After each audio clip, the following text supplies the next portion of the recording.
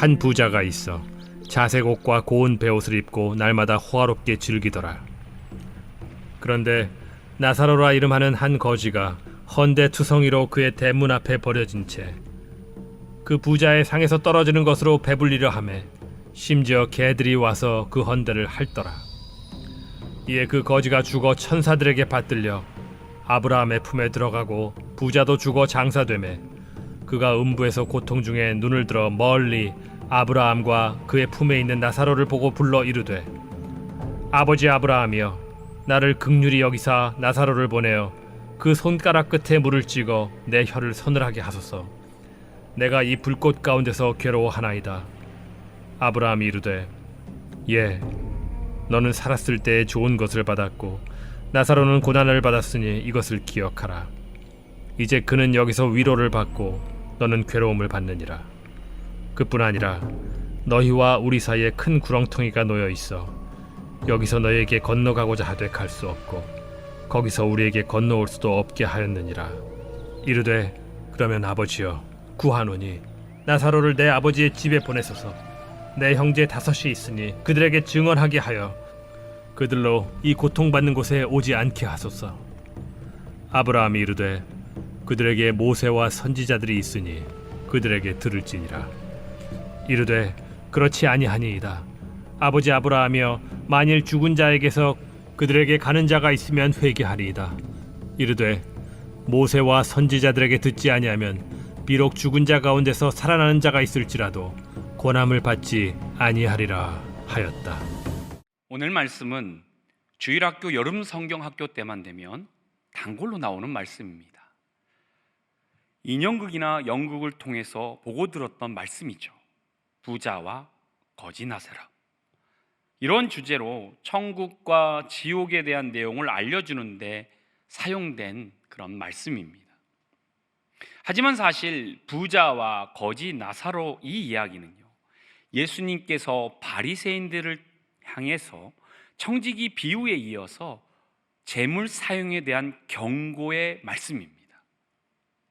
19절 말씀이에요. 한 부자가 있어 자색 옷과 고운 베옷을 입고 날마다 호화롭게 즐기더라. 부자가 등장합니다. 그는요, 자색 옷과 고운 베옷을 입고 사는 사람이에요. 그 당시 색깔 있는 옷이나 베옷은 일반인들이 입을 수 없었습니다. 지금 말로 말하면 비단 옷을 입었다는 얘기예요. 그리고 날마다 호화롭게 즐겼다고 합니다. 매일 먹고 마시며 파티를 했다는 이야기죠. 이 말씀을 미루어 보면 부자는 재물을 자신만을 위해 썼습니다. 그리고 매일 그 재물을 썼다는 것은 허례와 허식으로 가득 찬 사람이 됐다는 이야기예요. 자신의 돈을 자랑했고요, 자신의 힘을 과시했던 사람인 거죠. 여러분, 세상의 사람들, 아니 우리들마저 부자와 같이 살기를 동경하기도 합니다. 부자와 같이 살면 좋겠다는 생각을 갖고 또 꿈을 꾸기도 하잖아요. 돈 걱정 없이 원하는 옷을 사서 입고 고급 승용차를 끌고 다니며 매일 파티를 열 수 있을 정도로 살면 좋겠다고 생각해 본 적 있잖아요. 한번 그런 생각을 하신 분 있으시면 오른발가락 한번 들어보세요. 오늘 말씀에 부자처럼 재물이 있으면 과연 행복할까요? 부자처럼 그런 삶을 살면 걱정이나 근심이 없을까요? 전도서에 보면 솔로몬 왕이 나옵니다. 그 솔로몬 왕의 소유는요, 엄청납니다.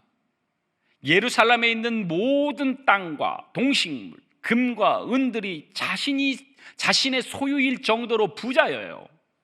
그런데요, 그런 그가요, 노년에 어떤 이야기를 합니까? 헛되고 헛되며 헛되고 헛되도다 말을 하잖아요. 사단은 말입니다, 이것을 잘 알고 있습니다. 우리들에게 헛된 것, 썩어져 싹지 못할 것들을 인생의 목적으로 살아가라고 유혹을 합니다. 사단은요, 돈 자체보다는요, 돈을 사랑하는 마음을 갖게 만들려고 해요. 제가 몽골에서 한 10년을 살면서 몽골 사람들을 좀 이해하는데 좀 잘 이해했다 생각했지만 가장 이해하기 어려운 부분이 바로 이 허례허식에 대한 부분이에요. 그들은요, 단 한 번의 파티를 위해서 1년 동안 돈을 모으고요, 돈이 없으면 그 돈을 은행에요 담보를 맡기고 돈을 빌리기까지도 합니다. 몽골에서 한국으로 공부하기 위해서 온 학생들이요, 한국에서 아르바이트로 돈을 조금 벌다 보면요, 어느 순간 공부가 목적이 아니라 돈을 버는 게 목적이 되어서 살고 있더라고요. 사단은 돈과 헛된 것을 통해서 우리들의 영적인 것을 멀게 하려고 합니다. 썩지 않은 것들을 보지 못하게 해요. 행복이 썩을 것에 있는 것처럼 자꾸 보여주려고 하죠. 부제가 그랬어요. 그는 돈으로 인해서 눈이 멀어버렸어요. 21절을 보면 그 부자의 상에서 떨어지는 것으로 배불리려 하며 심지어 개들이 와서 그 헌대를 할더라. 거지 나사로가요, 부자의 대문 앞에서 매일 서서요, 그 부자의 부스러기, 나오는 부스러기도 먹기 위해서 구걸을 했다는 얘기잖아요. 그러면 이 부자는요, 이 거지를 매일매일 보았을 거예요. 그런데 그를 무시했던 거죠. 그는요, 자신의 집에서 흥청망청 먹으면서 친구들과 놀고 친척들과 나누어 먹었지만요, 가난한 거지에게는 부스러기도 주지 못할 정도로 인색했던 거죠. 여러분, 이 부자의 인색함은 어디에서 나온 것일까요? 그 인색함은요, 영적인 두려움에서 기인해요. 사단은요, 이러한 두려움을 주려고 해요. 나 먹고 살기 어려운데, 내 삶도 안정적이지도 않는데 누가 누구를 도와? 우선 우리 자식을 위해 돈 써야지, 집을 사는데 돈을 모아야지, 우리 가족 위해 쓸 돈도 없는데 라면서 자신의 경제적인 삶에 대한 두려움을 사단은 자꾸 주려고 해요. 그래서 더욱더 인색해져 버리고 말아요. 자신 외에 다른 이들을 볼 눈을 가지지 못해요. 눈앞에 보이는 돈, 눈앞에 보이는 재물을 소유하지 못할 것과 같은 그 불안감, 그 두려움으로 가득 차게 되는 거예요. 여러분, 그렇게 되면 우리들은요, 하나님 사랑 안에 거할 수 없습니다. 우리들은요, 하나님의 온전한 그 영적인 것들을 볼 수 없게 되고 맙니다. 요한일서 3장 17절입니다. 누가 이 세상의 재물을 가지고 형제의 궁핍함을 보고도 도와줄 마음을 닫으면 하나님의 사랑이 어찌 그 속에 거하겠느냐. 성도 여러분, 우리들은 하나님의 자녀입니다. 하나님의 자녀는 이 두려움을 이겨내야 합니다. 하나님의 자녀는 하나님의 형상으로 지어졌기 때문에 하나님의 성품을 가지고 있는 자들입니다. 그래서 우리는 성령님을 모실 수 있어요. 성령님을 모시어 성령으로 충만해지면요, 넉넉한 마음이 생깁니다. 여유로운 마음이 생깁니다. 그래서 다른 일을 볼 수 있는 마음이 생깁니다. 하나님의 사랑으로 충만해지게 됩니다. 사랑하는 성도 여러분, 충만한 하나님의 사랑으로 이웃과 교회, 하나님을 위해 재물을 쓸 수 있는 넉넉한 마음과 눈을 가지시길 바랍니다. 22절 이하를 보면요, 부자와 나사로가 동시에 죽게 됩니다. 부자는 음부의 고통 속에, 나사로는 아브라함의 품에 들어가게 됩니다. 부자가 지옥에 간 이유는요, 부자이기 때문이 아니에요. 25절 말씀을 보면 너는 살았을 때 좋은 것을 받았고 나사로는 고난을 받았다. 이 말씀처럼 부자임에도 어려운 이들을 돌보지 않았기 때문에 지옥에 간 거죠. 지옥에 간 부자가 정신을 차리고 아브라함에게 이렇게 간청을 올립니다. 28절입니다. 내 형제 다윗이 5이 있으니 그들에게 증언하게 하여 그들로 이 고통받는 곳에 오지 않게 하소서 라면서 아브라함에게 나사로를 통해 자신의 가족이 지옥에 오지 않도록 해달라고 요청합니다. 이 간청을 들은 아브라함이 답을 하죠. 29절이에요. 아브라함이 이르되 그들에게 모세와 선지자들이 있으니 그들에게 들을지니라. 부자와 5 형제는 모두 원래 하나님을 아는 자들이었어요. 쉽게 말해서 교회 다니는 사람들이었던 거예요. 아브라함은 그들에게 성경 말씀이 있다라고 말해주잖아요. 성경 말씀을 들으면 문제가 없다고 말하고 있잖아요. 하지만 부자는 그 형제들이 자신과 같이 교회는 다니지만 말씀을 듣지 않는 자들인 것을 잘 알고 있는 거예요. 말씀을 듣지만 믿지도 않고 행하지도 않는다는 것을 잘 알고 있었어요. 그래서 다시 간청을 해요. 30절입니다. 이르되 그렇지 아니하나이다. 아버지 아브라함이여, 만일 죽은 자에게서 그들에게 가는 자가 있으면 회개하리이다. 부자가요, 죽은 나사로가 살아나서, 그 살아나는 기적이 일어나서 자신의 형제들에게 이 지옥의 상황을 전해주면 형제들이 회개하고 돌아올 거라고 이야기를 하는 거잖아요. 여러분, 이 형제들이 그 기적을 보면 회개하며 믿음을 가질까요? 믿을 것 같죠. 하지만요, 그 믿음은 오래 가지 않습니다. 그렇다면 왜 그 형제들, 우리들은 회개하지 못하고 믿음을 가지지 못하는 것일까요?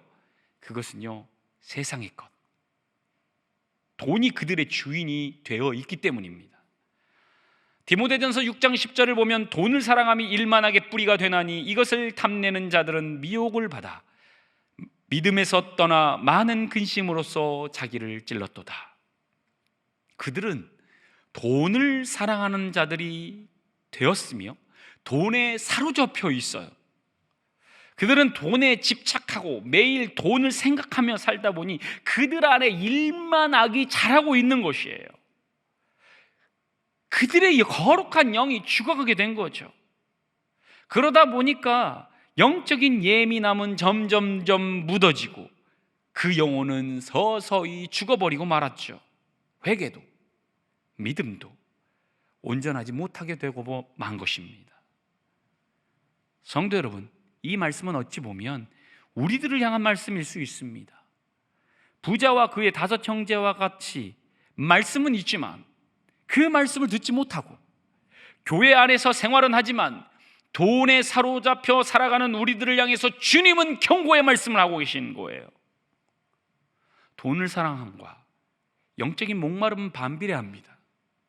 돈을 사랑하면 할수록 영적인 상태는 죽어가게 된다는 말이에요. 그래서 마귀는요, 이런 영적인 민감성을 떨어뜨리려고 매일매일 유혹합니다. 돈의 노예가 아닌 돈을 다스리는 자가 되어야 합니다. 돈 그 자체가 아니라 돈을 움켜쥐리는 욕심을 버려야 합니다. 돈에 대한 탐심, 그 탐심은 우리 주님이 가장 싫어하는 우상 숭배와 같다는 걸 우리는 알아야 합니다. 사랑하는 성도 여러분, 이제 그만 자신을 위한 재물 쌓는 것을 멈추시기 바랍니다. 재물에 대한 탐심을 버리시길 바랍니다. 오히려 이웃과 하나님을 위해서 자신의 재물을 사용하는 자가 되기를 간절히 소망합니다. 오직 그 재물이 하나님의 영광, 주님의 영광만을 위해서 쓰여지는 그러한 재물이 되기를 바랍니다. 마지막으로 디모데전서 6장 17절부터 18절을 읽고 말씀을 마치겠습니다. 내가 이 세대에서 부한 자들을 명하여 마음을 높이지 말고 정함이 없는 재물에 소망을 두지 말고 오직 우리에게 모든 것을 후히 주사 누리게 하시는 하나님께 두며 선을 행하고 선한 사업을 많이 하고 나누어 주기를 좋아하며 너그러운 자가 되게 하라. 다 같이 기도하겠습니다. 세상의 주인 되신 주님, 돈을 사랑함은 일만하게 뿌리가 됨에도 불구하고 우리들이 순간순간 그 죄악 속에 빠질 때가 있습니다. 그런 때일수록 주님은 내 안에 모시며 오직 주님만 소망하는 마음을 허락해 주시옵소서. 하나님과 이웃을 향한 사랑의 마음, 사랑의 눈을 열어주셔서 그들을 향한 사랑의 마음들로 내 영혼을 채워 주시옵소서. 특별히 선한 일을 행하고 선한 사업을 할 수 있는 너그러운 믿음의 성도 되길 소망합니다. 우리 안에 좌정하셔서 온전한 믿음의 천국 시민으로 우리를 이끌어 주시옵소서. 우리의 주인 되신 예수 그리스도의 이름으로 기도드리옵나이다. 아멘.